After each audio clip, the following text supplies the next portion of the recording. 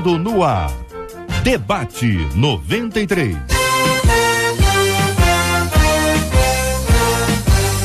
Realização 93 FM. Apresentação J.R. Vargas. Alô, meu irmão, alô, minha irmã, aqui fala J.R. Vargas. Estamos de volta, começando aqui mais uma super edição do nosso Debate 93 de hoje, nesta quarta-feira, dia 28 de junho de 2017.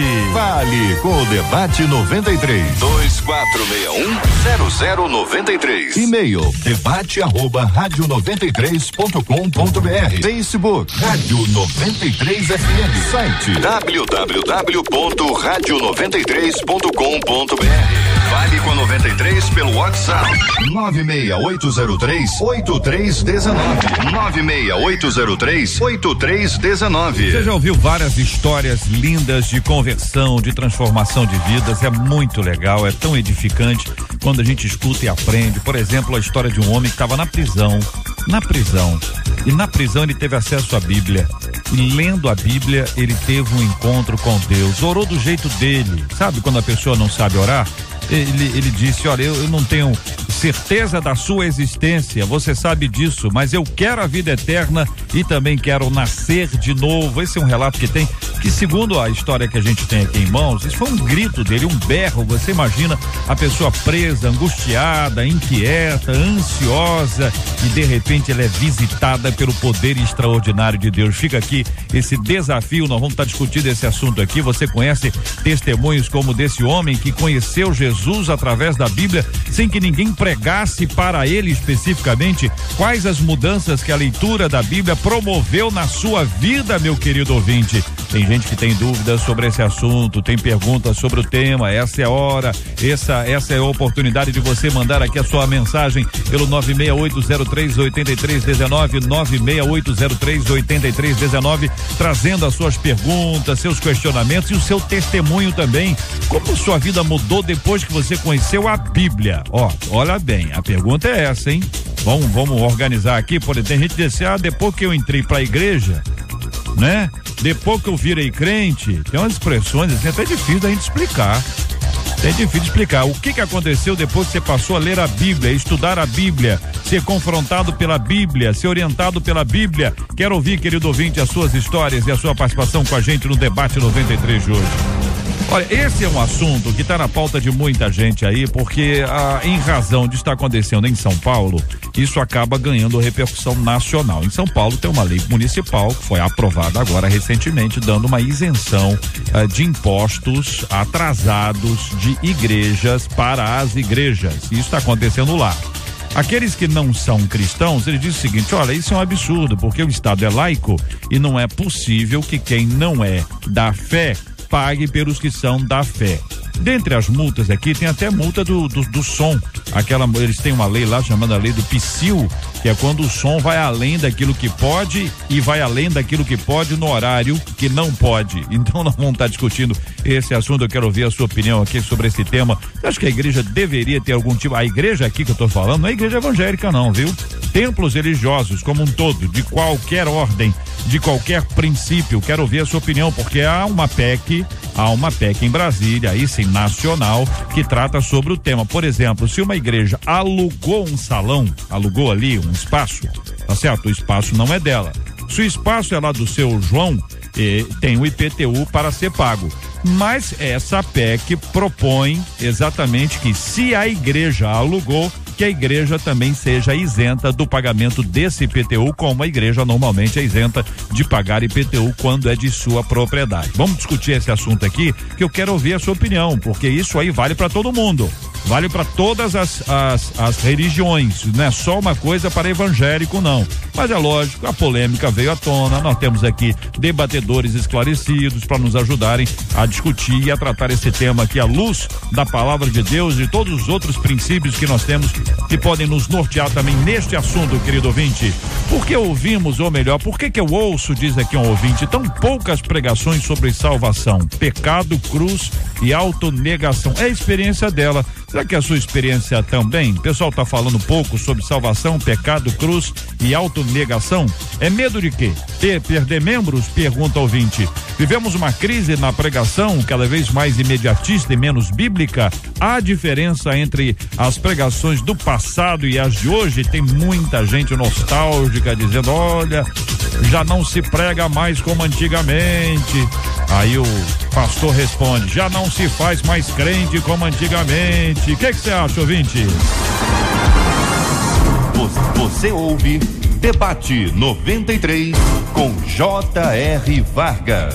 Muito bem, minha gente. Há uma crise na pregação. Pastor Ricardo Guimarães, que é pastor presidente da Igreja Videira, no Rio de Janeiro. Muito bom dia, seja bem-vindo ao nosso Debate 93 de hoje. Bom dia, JR, bom dia a todos os nossos ouvintes. É uma alegria estar aqui mais uma vez, poder compartilhar um pouco, né, e esclarecer alguns temas polêmicos como esse. Esse tema é muito pertinente, eu fico feliz de poder participar desse debate, porque esse ano nós estamos comemorando 500 anos de reforma protestante, né? E aquilo que está sendo mencionado aqui foi já uma crise no passado, né? Na Idade Média, na Idade das Trevas, quando esses temas foram abandonados, né? A centralidade da cruz, a pregação do evangelho puro, da graça, né? A centralidade de Cristo. E hoje há uma percepção dessa ausência novamente nos púlpitos, há uma crise, vamos dizer assim, hermenêutica, e há um apelo muito forte que tem seduzido muitas igrejas e muitos pastores, né, a psicologizar a pregação, né, e pregar mais com autoajuda do que voltado realmente para aqueles temas centrais da palavra de Deus. Eu ouvi, antes do falecimento do Dr. Russell Shedd, numa palestra com ele dizia assim com espanto que ele foi participar de uma conferência e teve o desprazer de ver um pregador falar durante 1 hora e não citar um único texto da palavra de Deus. Ele disse que nós viveríamos essa crise, né, no final da igreja. Eu creio que a gente está vivendo sim. Eu acho que essa dúvida é pertinente, essa percepção é pertinente, porque nós estamos vivendo sim uma crise na pregação da palavra. Pastor Hélio André, da Igreja Batista Nova Filadélfia, no Grande Rio. Pastor, muito bom dia, seja bem-vindo. O que pensa o senhor sobre esse assunto? Bom dia, JR, bom dia os amados ouvintes sempre ligados na melhor, bom dia aos debatedores da mesa. Percebe-se que é uma mesa que só tem fera, não é? E aí eu queria pegar uma abordagem um pouco diferenciada, porque eu sei que a maioria vai dentro dessa abordagem que se propõe mesmo e que de fato é necessária. Quando a gente olha a fala dessa ouvinte, a gente percebe o saudosismo que você já ressaltou aqui, mas também um tendencionamento para o que era a pregação da década de 60, de 70 no Brasil, não é? Quando os adventos do neopentecostal, da renovação espiritual vai acontecendo, a gente percebe que, e assim, uma das maiores igrejas que nós temos no país, que explorou muito bem, né, isso é muito salutar, o líder leigo, né, e ela evoluiu nessa pátria de uma forma espetacular, uma igreja centenária. Mas esse líder leigo, ele carecia de algumas ferramentas importantes, né, para destrinchar um pouco o texto bíblico geograficamente, sintaxicamente, usar o lésbico, o grego, o hebraico e buscar as suas origens, a geografia bíblica, a hermenêutica e tantas outras matérias que são ferramentas para aqueles que pretendem pregar o evangelho. E a gente percebeu que o evangelho, ele era muito agressivo. O evangelho, a pregação, melhor dizendo, a pregação do evangelho era muito agressiva, né? Muitos se converteram com medo de ir para o inferno.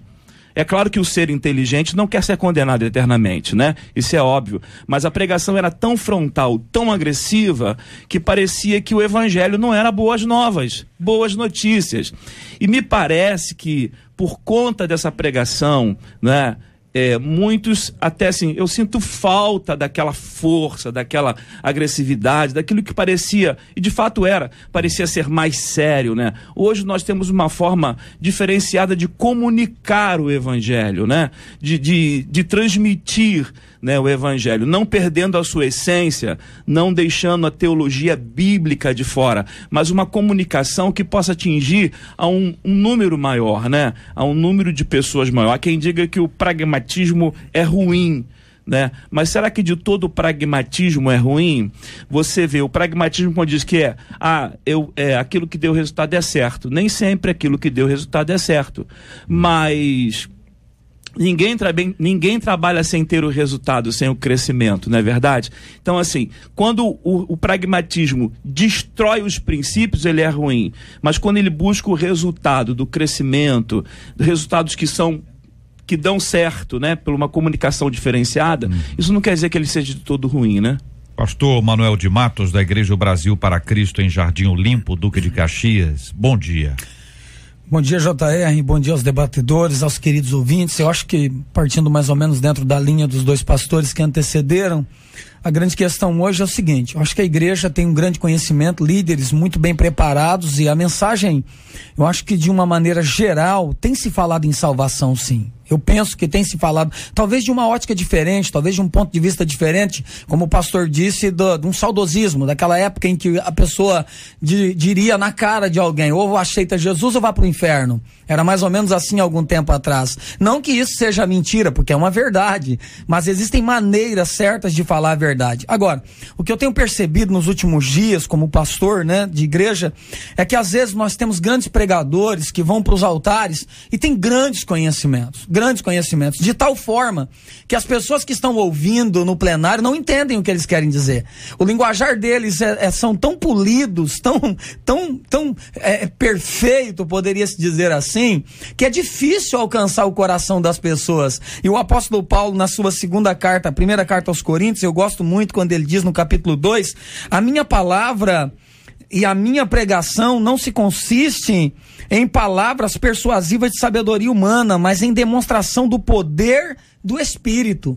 Observe que hoje nós temos grandes palestrantes, com todo respeito, mas eu acho que tudo tem seu momento, nós temos que achar o ponto de equilíbrio, e a grande questão é, qual o cunho, qual o ponto central da minha mensagem? É levar o pecador a pensar, porque o evangelho é isso, o evangelho é de fato confronto, ainda que seja no amor, mas o evangelho eu preciso ouvir a palavra e sair dali pensando, meu Deus, eu preciso mudar, em quê? Essa palavra falou comigo, não me levar simplesmente a um nível melhor emocional. Pastor Luiz Saião, da Igreja Batista Nações Unidas, aqui com a gente no debate 93 de hoje também. Muito bom dia, seja bem-vindo, Luiz Saião, querido pastor. Faço ao irmão duas perguntas iniciais. A primeira é a sua opinião sobre o assunto.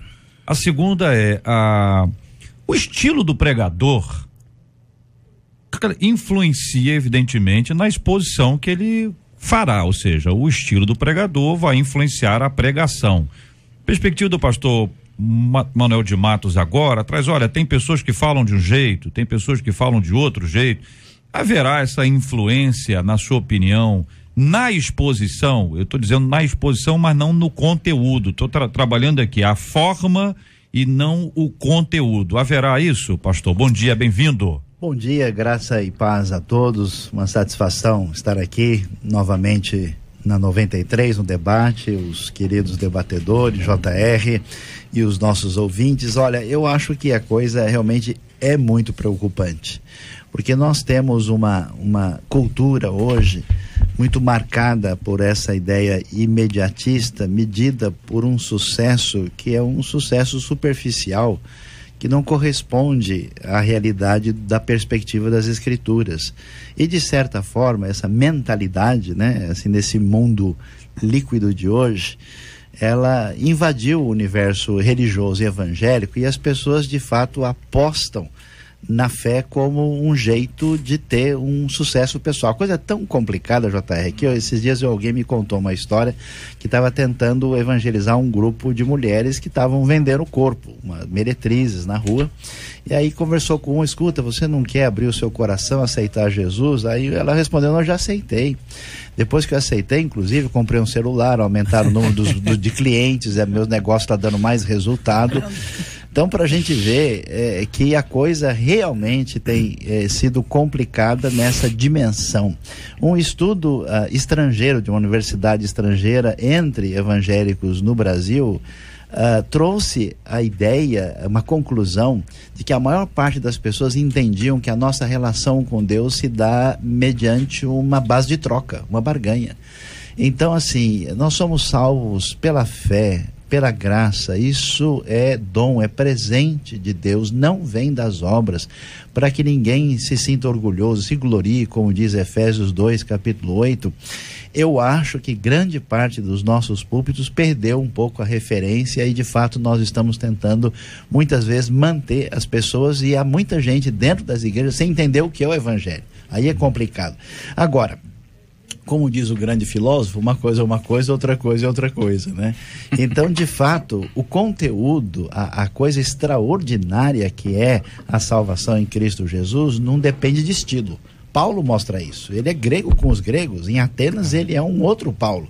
Ele cita os, digamos assim, poetas gregos, como eu citasse hoje um cantor da música popular brasileira, e esse Paulo na sinagoga é diferente. Então, é claro que se eu estou fazendo um trabalho entre jovens que são surfistas, o meu discurso é diferente do discurso que eu vou ter quando eu vou apresentar o evangelho para uma universidade de gente que está fazendo doutorado ou pertence à Academia Brasileira de Letras. Então, assim, o que não muda é a essência, a verdade, a salvação, mas a contextualização é fundamental e essencial, e o estilo deve ser diversificado. O texto que nós lemos hoje aqui na abertura, eu tenho lido aqui na sequência o texto e tenho feito isso para encorajar os nossos ouvintes a lerem a Bíblia na sequência, e não de maneira que pega um salmo hoje aqui, amanhã é um versículo do Evangelho de Mateus, e ontem, depois de amanhã vai ser o capítulo, um versículo lá de Obadias, para ler na sequência, para examinar, para estudar.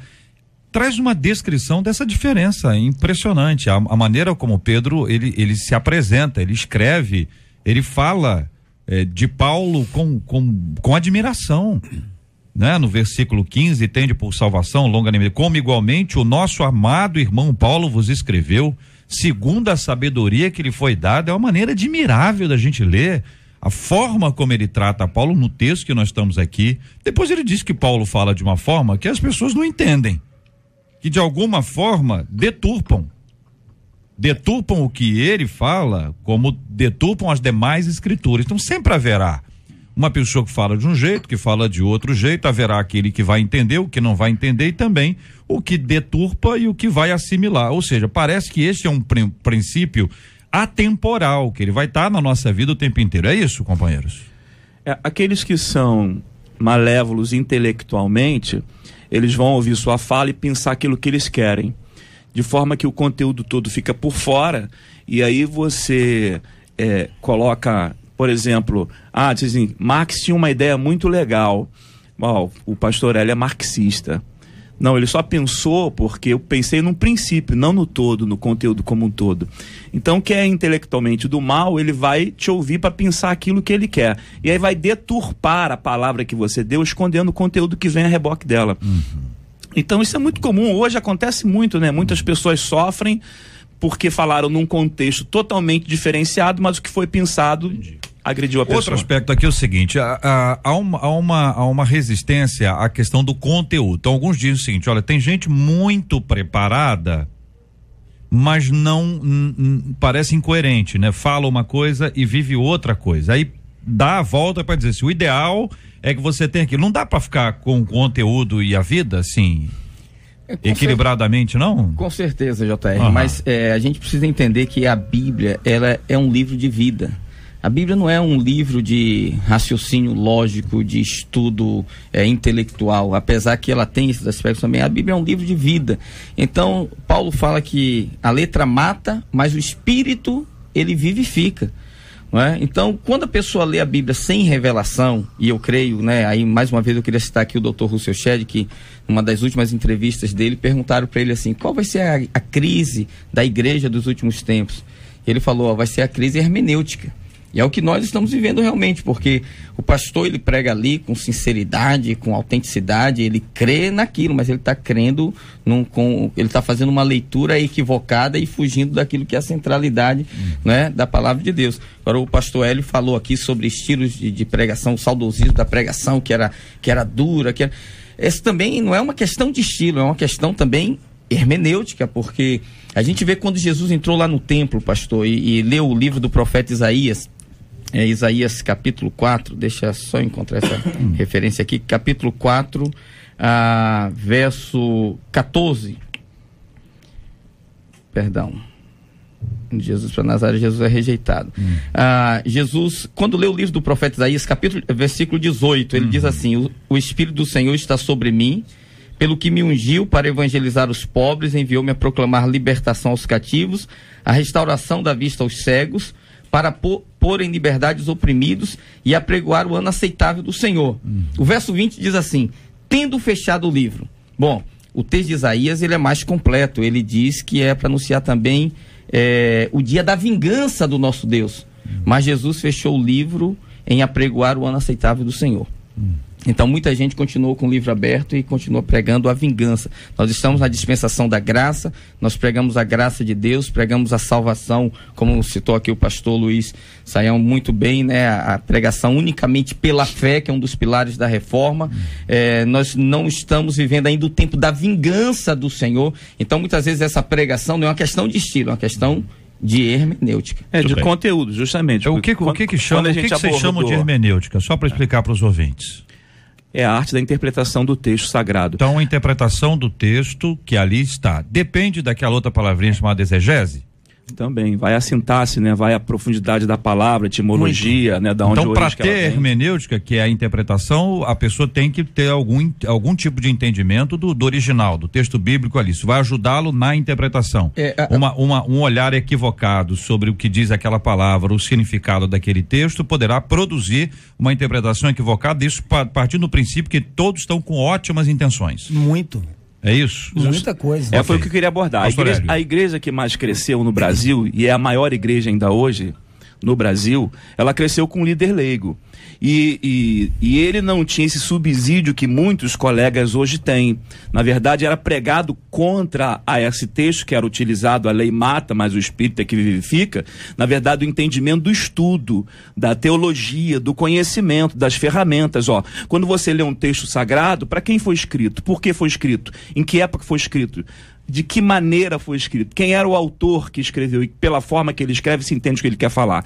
Então isso faltava a eles. Não quer dizer que eles não eram honestos em pregar. Eles tinham pouco subsídio para pregar.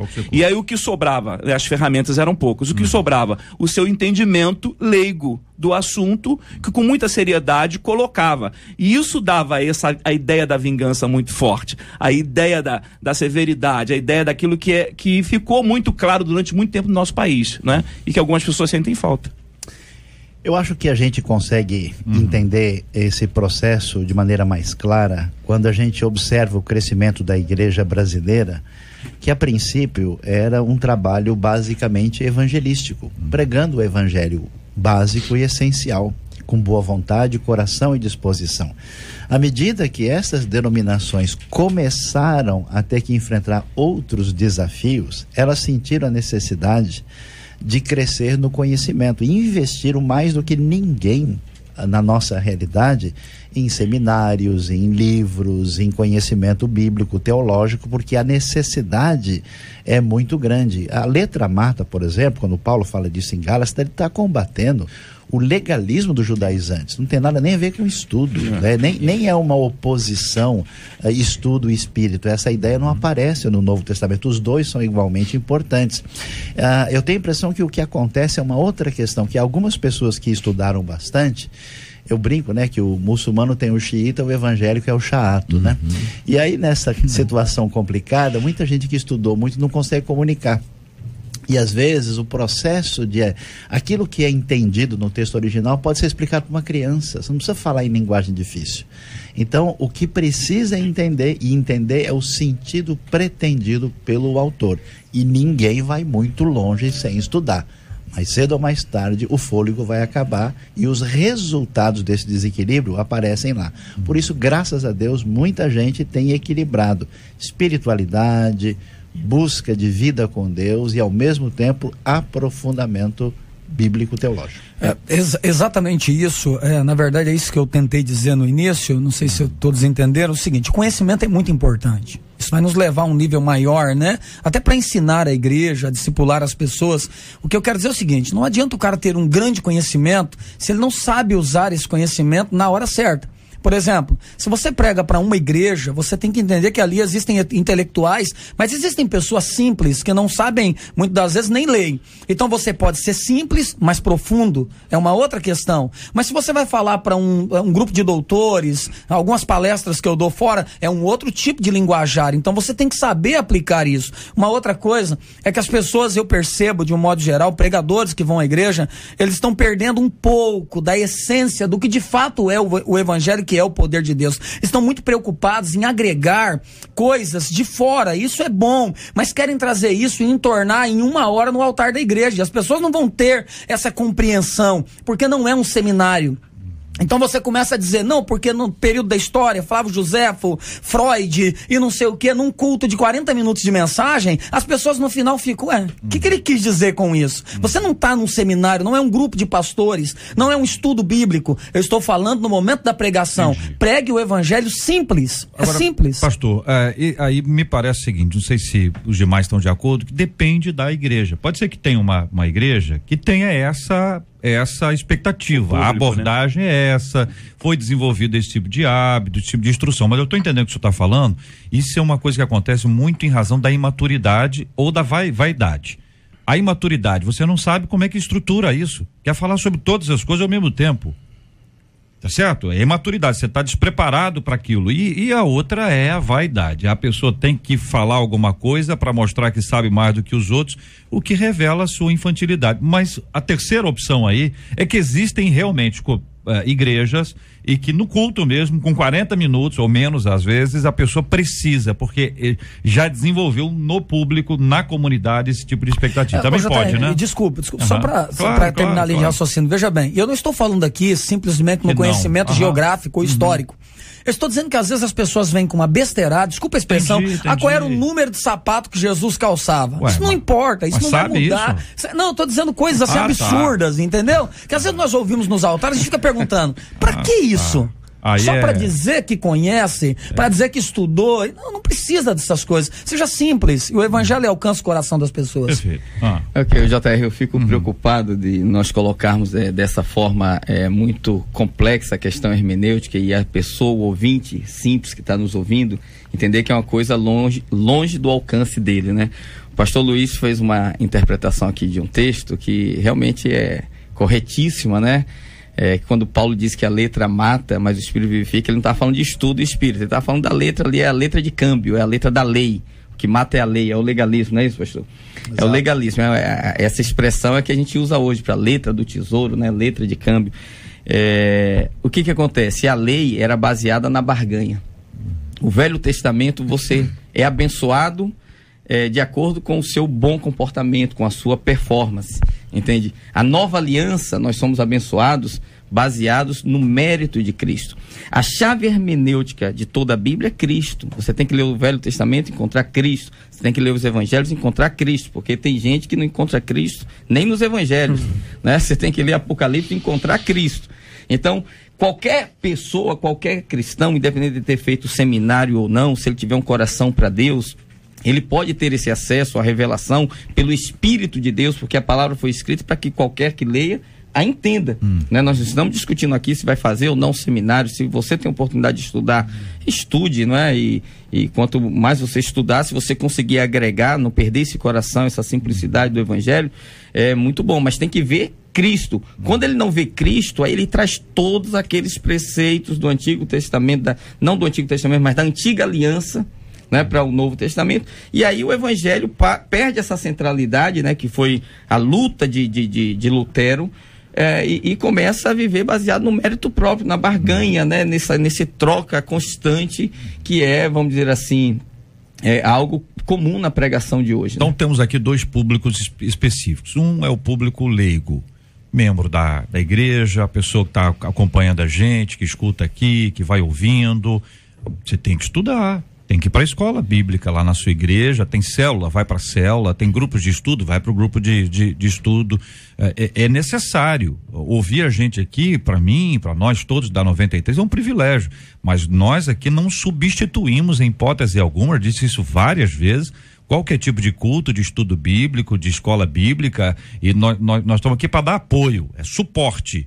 tá certo? Mas não é para substituir, né? É para que a gente tenha o máximo de conhecimento, de entendimento possível. Agora, se é um pastor, se é um líder, e hoje muitos líderes estão aqui ouvindo a gente, o encorajamento é que eles estudem sempre, o máximo, né? O máximo que podem, né? O máximo que pode. Tem gente que pode estudar menos. E aí os que podem estudar mais vêm para ensinar os que podem estudar menos. Essa é a troca. Existem aqueles que têm uma habilidade para ensinar. Outros não têm, minha gente.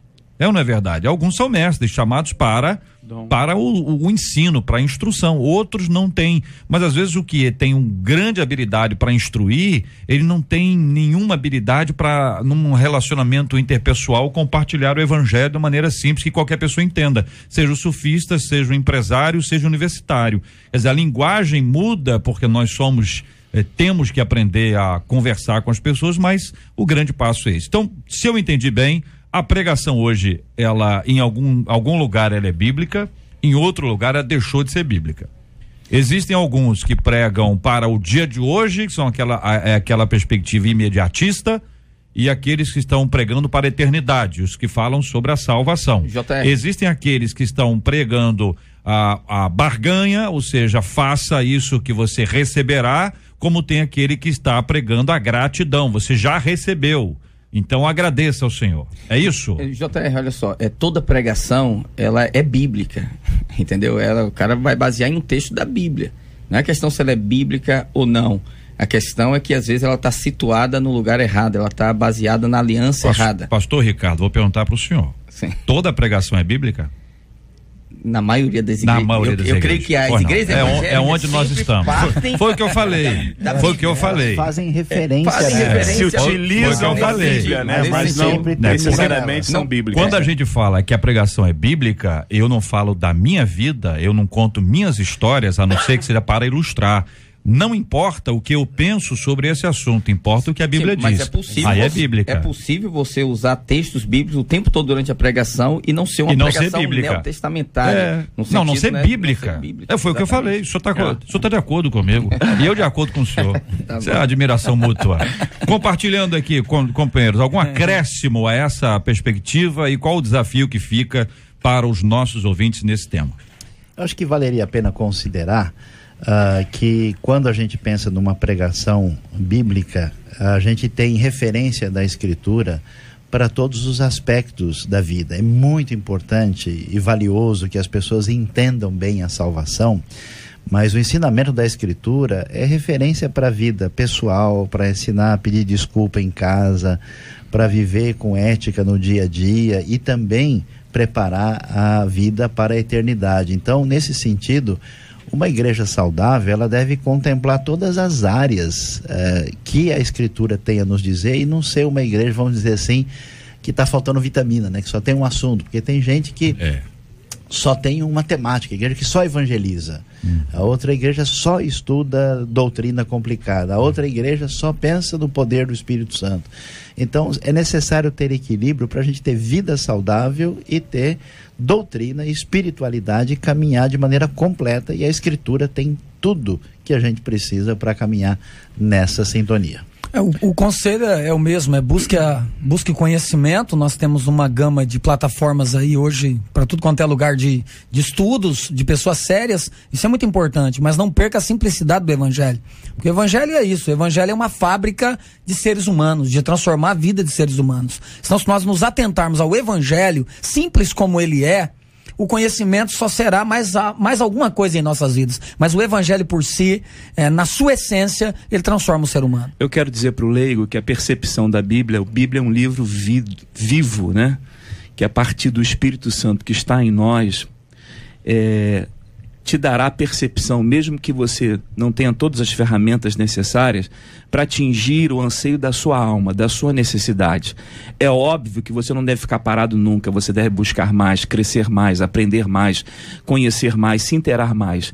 Mas se você não tem todas essas ferramentas, você tem a principal ferramenta, que é o Espírito Santo, que vai te ensinar todas as coisas, inclusive a leitura do texto, para que ele seja vida para você, porque esse é um livro vivo, um livro maravilhoso, um livro de Deus. Ok, eu queria usar aqui a ilustração de Jó. Jó, quando passou por um momento difícil na vida, a Bíblia diz que 3 amigos foram interpretar a situação de Jó. Ele baseou a sua pregação e a sua explicação na experiência. Ele disse assim: jamais pereceu um inocente. A experiência mostra que o inocente não perece. Se você está perecendo, você é pecador. O Beldade se baseou na tradição. Ele disse: olha o que os nossos pais disseram. Nossos pais sempre disseram assim. E o Zofar baseou no moralismo e no legalismo. Ele falou: não tem inocente que pereça. Se você fizer o que é certo, se você for ser íntegro, você vai ter a bênção de Deus. Então, aqui nós temos 3 pregações que falam verdades, mas elas são abordagens erradas e que nós deveríamos fugir delas. São a pregação baseada na experiência, a pregação baseada na tradição e a pregação baseada no moralismo. O que nós temos que pregar? Prega Cristo. A fé vem pelo ouvir e ouvir a palavra de Cristo. 11h43. Estamos juntos no Debate 93. Olha, minha gente, a discussão em torno do fim da imunidade tributária das igrejas e demais templos religiosos ganhou um novo capítulo recentemente. Você sabe que essa é uma discussão que vira e mexe e volta à tona.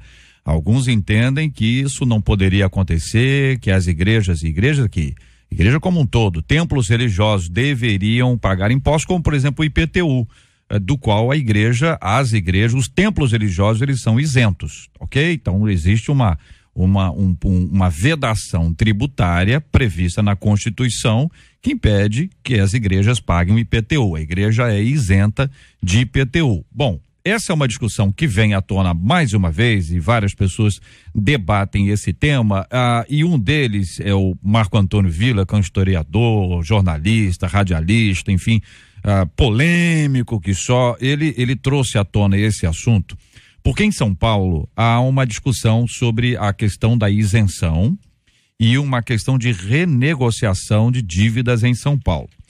Dessas dívidas das igrejas em São Paulo, existem dívidas, por exemplo, relacionadas à questão do som. É aquela lei que lá em São Paulo chama de PSIL, não sei se aqui no Rio é a mesma coisa, PSIL, mas é a lei do silêncio. Esse é o princípio que está estabelecido. Então, essas e outras multas, outros tipos de multas em São Paulo, houve uma decisão da Câmara e que foi aprovado com ampla maioria para que esta questão assim estivesse, ou seja, quem tiver débito, isso vai ser renegociado de uma forma clara, incluindo os débitos de IPTU. É curioso porque se a igreja ela tem isenção de IPTU, por que então está sendo feita uma renegociação das dívidas de IPTU? É porque nem todo templo religioso está em nome da igreja. E aí entramos numa outra discussão que é importante aqui para a gente entender. Por exemplo, a questão do som. Se existe uma lei do som que vale para A, que também vale para B. A questão de igreja que não tem um alvará, a igreja não está legalizada. Montou lá o espaço, está arrumadinho, a igreja está funcionando, porque tem que funcionar, porque a vida o evangelho tem que ser anunciado, mas não está legalizado. Igrejas sem registros, essas igrejas sem registro não são reconhecidas pela prefeitura. A igreja não tem um CNPJ. Se ela não tiver um CNPJ, ela não existe do ponto de vista legal. Se ela não é legalizada, ela não está isenta. Tá certo? Estou dando aqui material para vocês raciocinarem aqui. Imóveis que estão no nome de outras pessoas. Não, o templo aqui da nossa igreja está no nome do fulano de tal, que é o empresário que adquiriu aqui o espaço. Então, tem que ser pago o IPTU, porque não está no nome da igreja. O pastor, isso deve acontecer muito no Afeganistão, o pastor comprou o lugar com dinheiro da igreja e botou no nome dele. Isso acontece no Afeganistão. Diz que lá o negócio é impressionante. O pastor pega ali, compra o templo, o lugar lá, transforma aquele lugar no templo e coloca no nome dele. Neste caso, até aqui, a lei entende que tem que ser pago, porque afinal de contas, este imóvel não pertence à igreja, mas pertence a ele. Bom, aí surgiu uma PEC, a PEC 200 de 2016, que no seu, que faz aqui uma ementa, né? A ementa da PEC diz o seguinte: o resumo da PEC, a síntese dela, para o seu entendimento, querido ouvinte aqui, que é um acréscimo ao parágrafo 1º do artigo 156 da Constituição, para prever a seguinte: a não incidência sobre templos de qualquer culto do imposto sobre propriedade predial e territorial urbana, que é o IPTU, ainda que a entidade abrangida pela imunidade tributária seja apenas locatária, ou seja, está alugando de alguém. Se ali funciona uma igreja, a PEC propõe, não está aprovada ainda, está no processo de tramitação, propõe que esta igreja também não pague IPTU, porque está alugando um espaço e ali funciona a igreja. Com a palavra, os nossos debatedores. JR, só um esclarecimento aqui. Esclarecimento da casa. Está pedindo esclarecimento. A imunidade, ela já existe para prédios de que a igreja, se a igreja for proprietária. Sim. Que a imunidade é uma coisa, a isenção é outra. A isenção é a prerrogativa do município. No Rio de Janeiro existe... Eu usei a expressão vedação tributária, que é exatamente isso que você tá falando. Ou seja, a igreja proprietária daquele espaço, ela não paga. Ela não paga. Vedação. Mas em muitos municípios do Brasil, inclusive no Rio de Janeiro, você tem a isenção, que é uma prerrogativa do governo municipal, né? Uhum. De dar para as igrejas, mesmo em templos alugados. Não importa quem seja o proprietário, o que ela tem que comprovar é que ela ali se realiza atividades da igreja. Agora, não é uma coisa automática. A pessoa tem que ir na prefeitura e dar entrada para ela ter o direito, senão vai receber a cobrança. O que precisa ser compreendido é que a igreja sempre será igreja sem o CNPJ, né? Mas a igreja alocada nas leis dos homens precisa do seu CNPJ, que se a propriedade foi comprada com o dinheiro da igreja, ela pertence por direito, tem que estar no seu nome, não no nome de ninguém, né? Então, se está no nome de alguém, que esse alguém pague o IPTU, porque ele não é constituído como igreja, ele é pessoa física, não é pessoa jurídica constituída pelo seu CNPJ. Então, a gente sabe que isso existe, né? Infelizmente existe, e não é correto existir dessa forma, porque se a propriedade é comprada com os dízimos e oferta dos fiéis, dos membros da igreja, ela pertence à igreja. Essa igreja, como entidade espiritual, se constitui fisicamente como entidade jurídica. E para isso obedece às leis estabelecidas no local que ela está, na cidade que ela está, no estado que ela está e no país que ela está. Deve ser assim, né? Então nós entendemos também, em contrapartida, o Estado tem que pensar na igreja como aquele dedo cirúrgico, aquele dedo que vai onde o Estado não vai, porque o Estado tem um dedo muito grosso, muito forte, mas a igreja tem um dedo cirúrgico. Então, a igreja faz uma obra social que o Estado não alcança, né? As clínicas de recuperação de alcoólatras, né? E os alcoólatras não fazem um papel excelente, mas a igreja, através do evangelho, do poder do evangelho, quantos alcoólatras tirou da rua? Quantos viciados tirou da rua? Quantas pessoas que cometiam torpeza, ladrões, né, assassinos, tirou. Creches, orfanato, atende a idosos, atende a criança, atende a reforço escolar comunitário, tudo gratuitamente. Então, assim, o Estado, a igreja dá uma contrapartida ao Estado muito grande. E nós já temos imposto demais nesse país, né? É o país que mais paga imposto no mundo. E agora eles querem tributar a igreja, que cumpre um papel excelente para a sociedade. Eu discordo. A igreja, ela faz um papel excelente, como o pastor disse muito bem. Agora, nós vemos aqui uma questão muito simples, que a Bíblia diz que um abismo chama outro abismo. Ou seja, a pessoa que começa algo errado, ela vai acabar sendo pega por isso mesmo. É importante que os ouvintes depois leiam com calma em casa Romanos 13, que vai falar muito bem sobre essa questão das leis, que a Bíblia, Jesus, uma vez Pedro chega para ele e fala: Senhor, estão cobrando os impostos aí. Jesus fala: vai lá, rapaz, pega na boca do peixe, tal, pega a moeda e paga. Ele cumpre. E Jesus não era obrigado nessa questão. Agora observe, a igreja, ela é uma propriedade. Se o pastor coloca no nome dele como pessoa física, ele vai ter um problema. O templo. Ele vai ter um problema. Então qual é o certo? Coloca no nome de quem é devido, de quem tem que ser colocado, e aí nós vamos andar de acordo com o que a lei nos orienta, e para isso, então com isso teremos a isenção, a imunidade, seja lá do que for. Se eu não quero viver assim, eu me complico comigo mesmo. Nós devemos considerar, e acho que está excelente a palavra de todos os nossos debatedores aqui, que a igreja precisa se adequar as leis e respeitá-las. Então, se uma igreja, tarde da noite, faz um barulho indevido, essa igreja está errada. É necessário coibir abusos, excessos, aquilo que não diz respeito à nossa convivência saudável e civilizada com a sociedade de modo geral. Agora, não dá para a gente se tornar refém do discurso de pessoas de perfil secularizado que pretende estabelecer uma polarização, uma oposição entre as comunidades de fé e a sociedade de modo geral, porque não devemos avaliar a igreja do ponto de vista teológico e doutrinário nessa hora.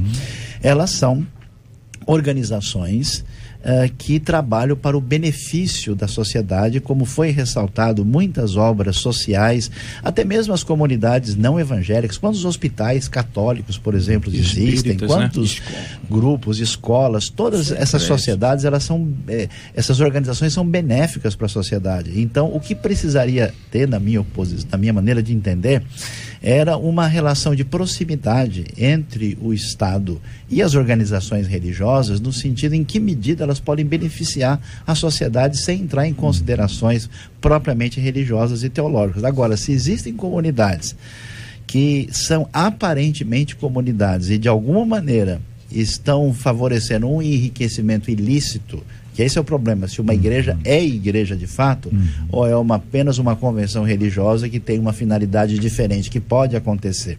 Então, nesse sentido, eu acho que até as igrejas deveriam ser avaliadas em função do benefício concreto que trazem para a sociedade, e se tem alguma coisa diferente disso, o Estado poderia olhar mais de perto e, de fato, fazer a diferença entre quem está beneficiando a sociedade e está usando a religiosidade de maneira indevida. Uma posição importante, uma informação importante, só para o entendimento de todos os nossos ouvintes, que a questão se revela aqui sobre templos de qualquer culto. Sim. Que a palavra aqui, evidentemente, nós temos 4 pastores à mesa, eles trazem uma perspectiva evangélica, mas olha, bastante aberta em relação a esse tema, porque se existe essa vedação tributária para um, tem que haver para outro. Claro. Aí não pode ser porque não, o presidente agora, o governador, no caso de isenção municipal, o prefeito é assim ou desse jeito, que vai fazer de uma forma que beneficia um e prejudica outros.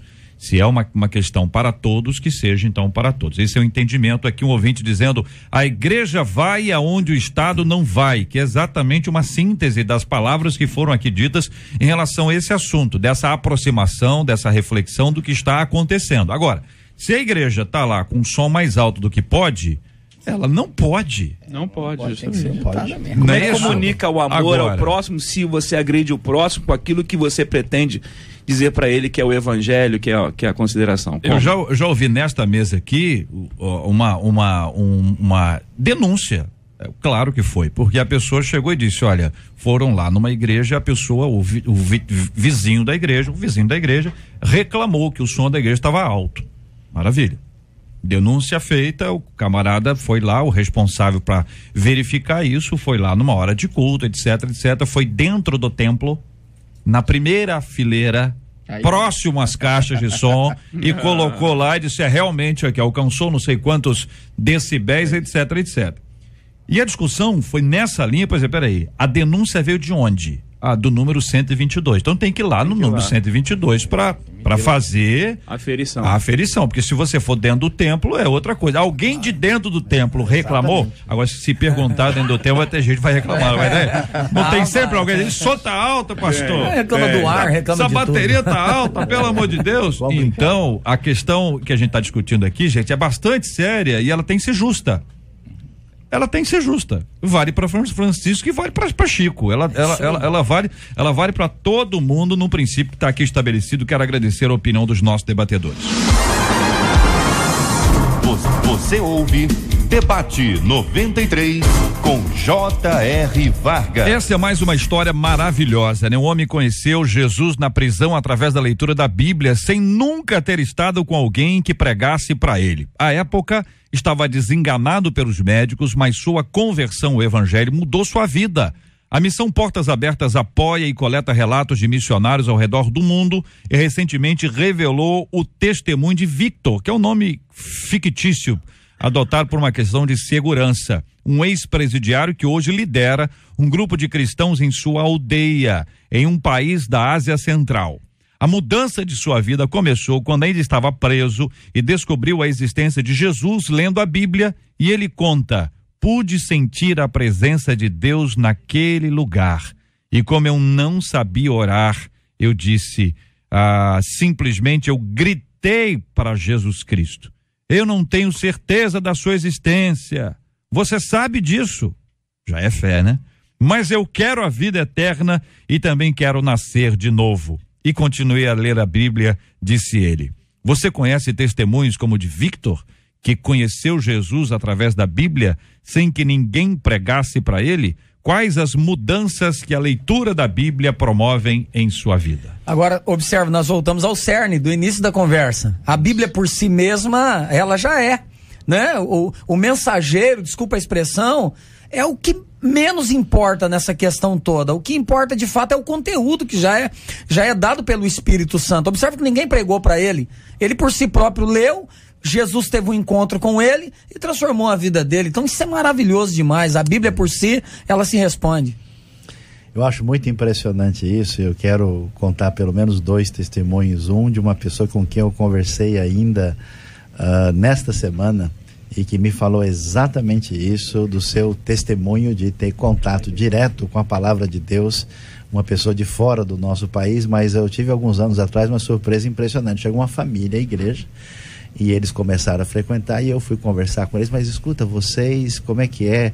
Aceitaram a Jesus? Vocês são? Aceitamos sim, mas vocês são de alguma igreja? Não somos de igreja nenhuma. E como é que foi essa história? Não, eu tive curiosidade, saí procurando, né, informação sobre o assunto, peguei uma Bíblia, comecei a ler e recebi, criei em Jesus, estou em busca de uma igreja. Eu falei: mas você já foi batizado? Já. Como? Eu li na Bíblia, a gente foi na piscina de casa e batizamos todo mundo. Então, Deus é tão impressionante que já chega o pessoal convertido e batizado. Preparado. Então é muito especial, de fato, o que a gente vê acontecendo, e tem cada vez mais acontecido isso. Gente, eu tive agora uma notícia de um país longe daqui, também na Ásia, que 2 pessoas chegaram num grupo de estudo e falaram: não, a gente começou a pesquisar, procuramos na internet e abrimos o coração, recebemos Jesus. Mês retrasado, encontrei um casal, o homem é médico do Centro-Oeste brasileiro. Falei: como é que você se converteu? Saí procurando na internet, ouvi mensagem, criei em Jesus, depois fui procurar uma igreja. Então, Deus é impressionante, a sua palavra é poderosa e realmente capaz de mudar. Um ouvinte contando aqui: JR, depois que eu me converti de verdade, entendeu? Comecei a estudar a Bíblia, eu mudei da água para o vinho. Se arrumasse confusão comigo, eu discutia com tudo, sabe? Eu debatia, mexesse com minha família, eu ia lá, discutia, brigava, e agora não, JR, eu oro, falo comigo agora, falo, sabe? São palavras, as pessoas me provocam, me afrontam, eu fico calado, eu entro lá na minha casa, eu começo a orar, eu choro na presença de Deus, eu leio a Bíblia, e ela diz: olha, eu mudei muito, diz aqui a nossa ouvinte, aqui eu mando um abraço. Glória a Deus pela experiência dela, né? Eu tive a oportunidade, JR, só para complementar aqui a palavra do pastor Luiz, de estar com o pastor Samé no Egito. A igreja dele é uma igreja presbiteriana próxima à Praça do Cairo, né? E ele relatou de vários irmãos que se converteram porque Jesus apareceu para eles, né? Jesus é a palavra viva de Deus.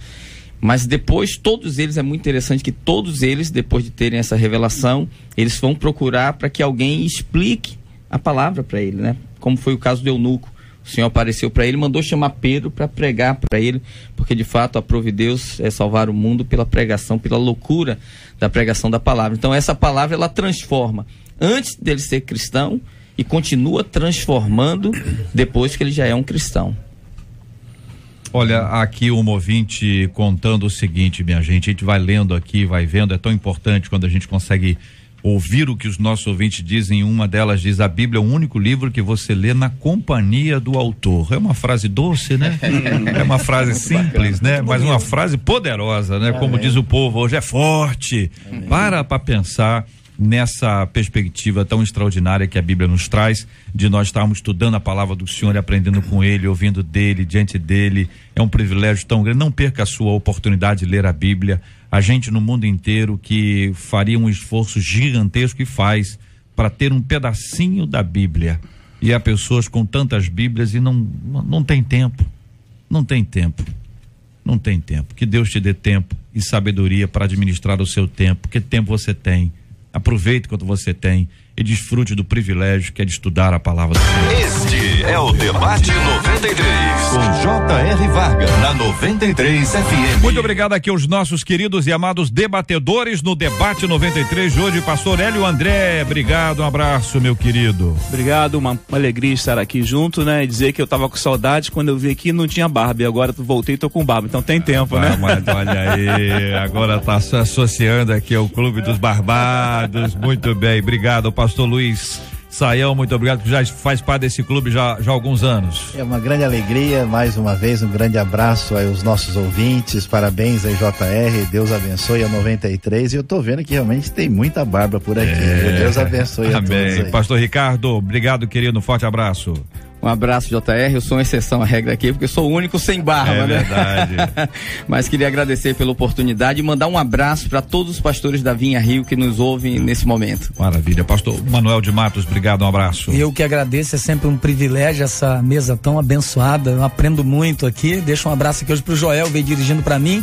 Obrigado, Joel, Deus te abençoe, a todos os irmãos do Brasil para Cristo, não só do Jardim Olímpico, mas do Brasil inteiro. Maravilha. Deus abençoe. Nós vamos orar juntos nessa hora, buscando a direção, a bênção de Deus, por uma tarde abençoada, uma noite feliz na presença do Senhor, pedindo ao pastor Luiz Saião que ore conosco. Nós vamos orar pelos temas que nós discutimos hoje aqui. Há tanta gente dizendo, como eu gosto de ouvir uma pregação assim. Outros dizem, eu prefiro daquele outro jeito. Quando você for ouvir uma pregação, importa menos o que você gosta, importa mais aquilo que Deus tem a falar para você. Deus fala de uma maneira extraordinária. Vá para a igreja, ao invés de reclamando, murmurando, agitado, lá dentro de sua casa, Senhor, eu quero ouvir a voz do Senhor. Deus vai ministrar a sua vida, como aqui nós vimos histórias impressionantes de pessoas transformadas pelo poder maravilhoso de Deus. Vamos orar pela organização das nossas igrejas, a estrutura, a legalização, tudo que precisa ser feito, gente. A gente não pode tratar a casa de Deus de uma forma inadequada. Vamos orar também pela cura dos enfermos e pelo consolo aos corações enlutados, em nome do Senhor Jesus. Deus bondoso, Pai querido, muito obrigado pelo teu amor, pela tua graça e pela tua bênção. Ó Pai bendito, nós não somos nada, não podemos nada pela nossa força, e nós te agradecemos pela tua palavra, pela tua revelação, pela salvação bendita em Cristo Jesus. Queremos agora orar, ó Deus, por todos que nos ouvem, visita trazendo cura, libertação, ó Deus, manifesta o teu poder, traz vida, salvação. Abençoa a tua igreja, ó Deus, a liderança do teu povo, tem misericórdia de nós e nos abençoe na direção que o teu Espírito nos leve para a tua palavra, para um caminho de humildade e dependência de ti, para cumprir a missão que o Senhor tem para a tua igreja. Nós te louvamos e te agradecemos muito pela oportunidade de servir. Abençoa a 93, o ministério aqui, tudo que está sendo feito. Nós te louvamos, te adoramos e te bendizemos e te glorificamos em nome de Jesus. Amém. Que Deus te abençoe. Você acabou de ouvir Debate 93.